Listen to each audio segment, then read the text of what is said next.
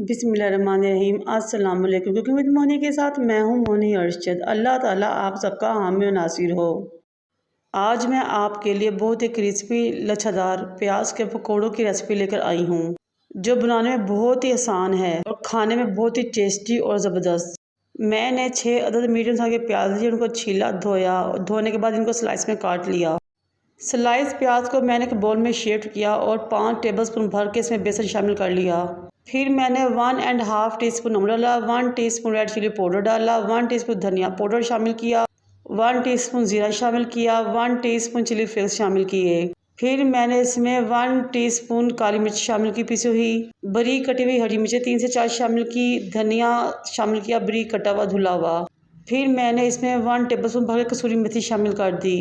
अब इन तमाम चीज़ों को मिक्स कर लिया, क्योंकि इसमें ज़्यादा पानी की ज़रूरत नहीं पड़ती। आप इनको मिक्स करके 5 से 10 मिनट के रख देते, ये तमाम चीज़ें खुद ही पानी छोड़ देंगी। मैंने फिर भी 2 टेबलस्पून इसमें पानी शामिल किया था। अब हमारा बहुत ज़बरदस्त बैटर रेडी हो चुका है। अब हम इसको डीप फ्राई करेंगे। कढ़ाई को चूल्हे पर रखें, उसमें कुकिंग ऑयल गर्म करें। फिर इन प्याज़ों को हाथ की मदद से जोड़कर इनका एक गुच्छा सा बनाकर कढ़ाई में डाल दें। जब प्याज के पकौड़े आप कढ़ाई में डाल दें तो आपने इसको 2 से 3 मिनट के हिलाना नहीं है, ताकि ये अपनी जगह पर सेट हो जाएं। फिर जब ये नीचे वाली साइड से गोल्डन हो जाए तो आप इनकी साइड चेंज कर लें।